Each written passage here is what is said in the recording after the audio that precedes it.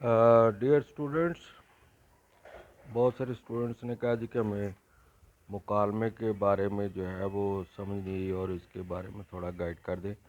تو اس ضمن میں عرض یہ ہے کہ مکالمہ جو ہوتا ہے اس کے مطلب جو ہے وہ باہمی گفتگو ہے، بات چیت ہے، اور کسی سے ہم کلام ہونے کے ہیں، سوال جواب کرنے کے ہیں۔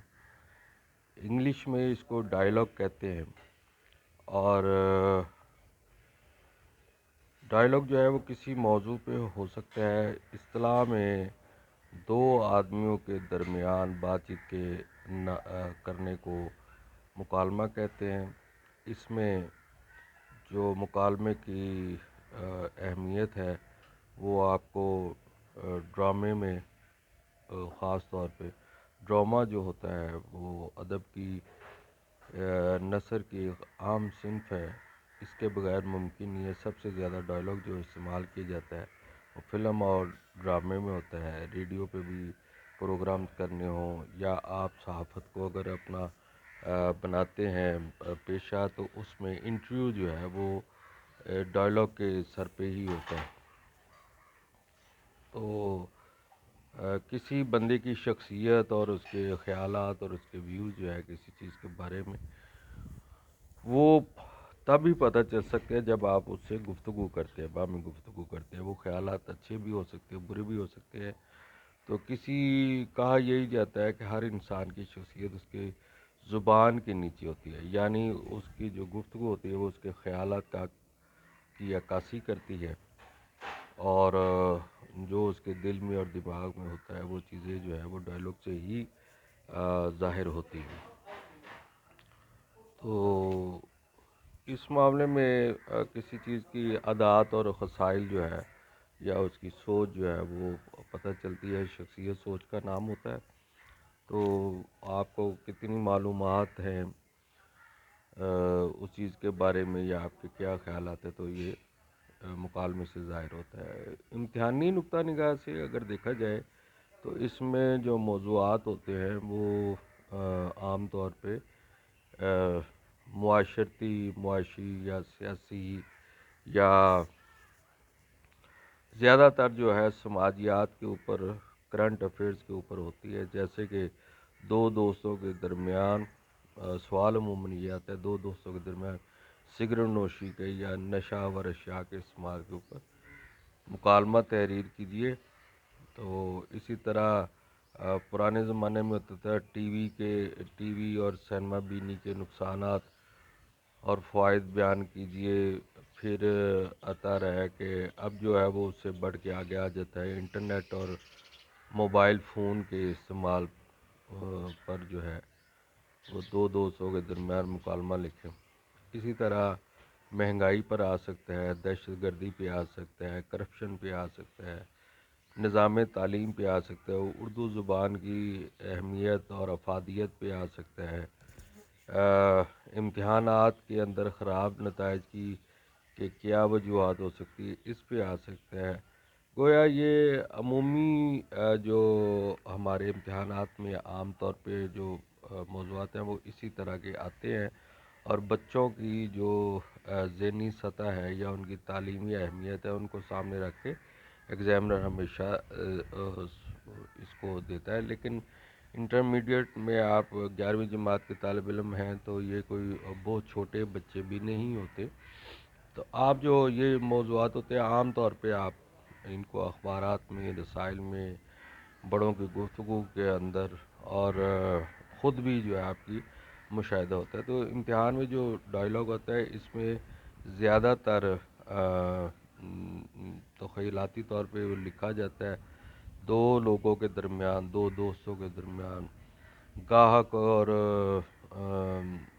دکاندار کے درمیان، پھل فروش بھی ہو سکتا ہے، ٹیکسی ڈرائیور اور سواری کے درمیان مکالمہ ہو سکتا ہے۔ تو روزمرہ کی زندگی میں ہمیں یہ عام طور پہ درپیش ہوتے ہیں اور پتہ بھی ہوتا ہے کہ اس کے کیا کیا مسائل ہو سکتے ہیں یا کس طرح کی جو چیزیں ہیں وہ اس پہ بات چیت ہوتی ہے۔ تو اس میں طریقہ کار یہ ہے کہ ہم پہلے لکھتے ہیں کردار لکھنے چاہیے. تو دو دوست ہیں وہ احمد اور علی ہو سکتے ہیں جو عام طور پہ ہم یہی استعمال کرتے ہیں. تو اس میں اگر ہو سکتا ہے تو بہن بھائیوں کے درمیان بھی ہو سکتا ہے, والد صاحب اور بیٹے کے درمیان بھی ہو سکتا ہے. تو زیادہ تر دو دوستوں کے درمیان آتا ہے تو دو کوئی بھی دوست نام لکھ کے تو اس کا کردار لکھے جاتے ہیں. پھر ایک دو لائنوں میں اس کا منظر لکھا جاتا ہے کہ وہ کلاس روم ہے, وہ ڈرائنگ روم ہے, وہ کوئی ہوٹل ہے, وہ کوئی کینٹین ہے, وہ باغ ہو سکتا ہے, کسی بھی جگہ جہاں پہ بیٹھا جاتا ہے کہ وہاں پہ. تو اس کے بعد شروع کیا جاتا ہے کہ اگر احمد ہے تو وہ السلام علیکم کہتا ہے اور پھر علی کہتا ہے وعلیکم السلام. تو مکالمہ جو ہے وہ بالکل فطری انداز میں, آپ تخیلاتی انداز میں لکھ رہے ہوتے ہیں لیکن ایسا لگنا چاہیے کہ وہ بہت فطری ہو, لگے کہ دو لوگوں کو آپ اپنے ذہن سے سامنے بیٹھے گفتگو کرتے پا رہے. اس طرح کے جملے سادہ ہونے چاہیے, عام فہم ہونا چاہیے. اس میں بعض اوقات ہلکی پھلکی اگر مزاحیہ انداز ہو, خاص طور پہ ماہرانہ اور فلسفیانہ جو خیالات ہوتے ہیں ان کو بڑے لائٹ طریقے سے لکھنا جو ہے وہ مکالمے کی خوبصورت ہوتی ہے. اس میں طویل مکالمے نہیں بننے چاہیے, سادہ اور مختصر ہونے چاہیے, موضوع کے مطابق ہونا چاہیے, اور جو گفتگو چل رہی ہو وہ بالکل فطری انداز سے شروع ہو اور اسی طرح درجہ بدرجہ چلتی ہوئی آخر تک وہ نتیجے تک پہنچنی چاہیے. بغیر نتیجے کے گفتگو ختم کر دینا یا یکدم مکالمہ ختم کر دینا یہ نقص ہوتا ہے بہت بڑا, اور ایسا نہیں ہونا چاہیے. اس کو منطقی انجام تک پہنچنا چاہیے. اندازاً جو میرے تجربے کی بنیاد پہ میں یہ کہہ رہا ہوں کہ نمبروں کے حساب سے دیکھا جائے تو دو لوگوں کے درمیان ایک جو کریکٹر ہے, کردار ہے, اس کے کم سے کم 10 ڈائلاگ ہونے چاہیے. تو اگر دو ہیں تو پھر وہ کم سے کم 20 ڈائلاگ ہونے چاہیے, اور یہ بہت زیادہ اس کو گتھے ہوئے ہونے چاہیے. جملے چھوٹے بنائیے کیونکہ بڑے جملے بناتے ہوئے آپ کو پھر کا آپ کو پتہ نہیں چلتا اور موسٹلی غلطیاں کرتے ہیں. خوبصورت تحریر جو ہے وہ مکالمے کے جملے کی ساخت پہ بھی ہوتا ہے, اور اس میں خوش خطی بھی بہت اہم رول ادا کرتی ہے. اگر آپ ایک تقریب میں جاتے ہیں, جو میں بار بار آپ کو کلاس میں بھی کہہ چکا ہوں, تو آپ اچھے کپڑے پہن کے جاتے ہیں. اگر وہاں پہ آپ برے کپڑے پہن کے جائیں یا گندے کپڑے پہن کے جائیں تو آپ کی کیا حیثیت رہے گی سماجی طور پہ. تو اسی طرح خط جو ہے خوش خطی وہ تحریر کے لیے ایسے ہوتے جیسے خوبصورت لباس انسان کے ضروری ہوتا ہے. دوسرا, املا کی غلطیاں آپ بہت کرتے ہیں کیونکہ بہت سارے اسٹوڈنٹس صرف ایگزام میں جا کے ڈائریکٹ لکھتے ہیں, جس کی وجہ سے ان کی سپیڈ بھی کمزور ہوتی ہے اور موسٹلی سوال رہ جاتے ہیں.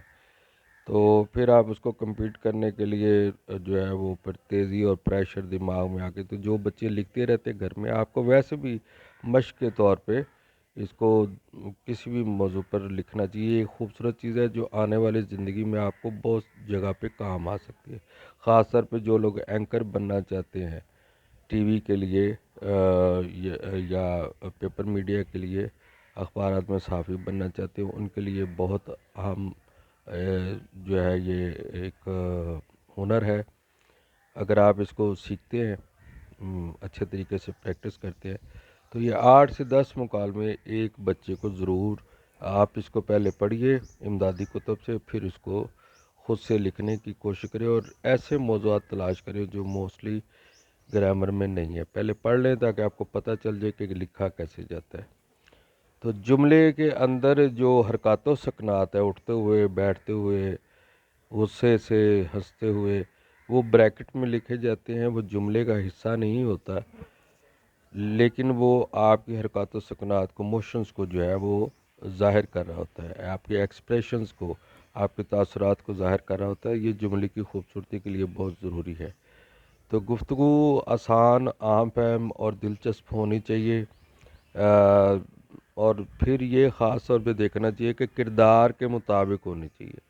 یہ نہ ہو کہ ایک ٹانگے والا جو ہے وہ بہت عالمانہ گفتگو کر رہا ہو اور اس کے لفظ اس کے ساتھ میچ نہ کرتے ہوں، تو موسٹلی وہی آپ ٹرمنالوجی یا اصطلاحات استعمال کریں جو اس کریکٹر کے حوالے سے ہوتے ہیں، یا اس کو دے. جیسے فقیر ہے تو وہ بادشاہ جیسی گفتگو نہیں کر سکتا، اور بادشاہ ہے تو وہ پھر کسی ڈوم مراسی کی طرح بات نہیں کر سکتا.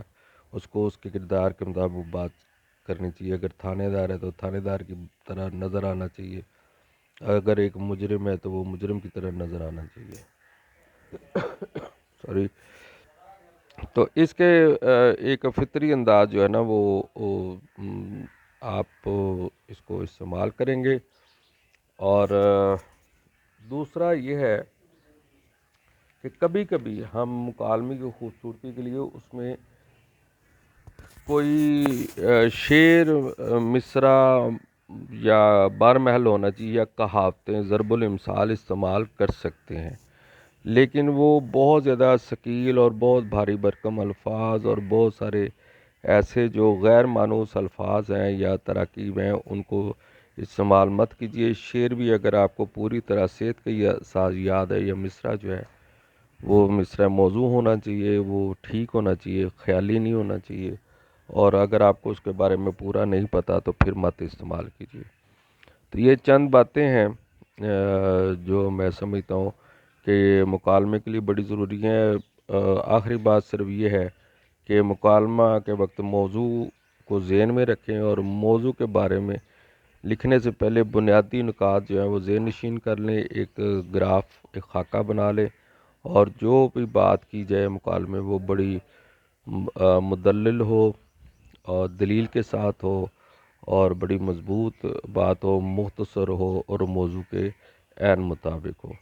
تو میرا یہ خیال ہے کہ یہ وہ بنیادی چیزیں ہیں جو مکالمہ لکھنے کے لیے میں نے آپ کے سامنے پیش کی ہیں.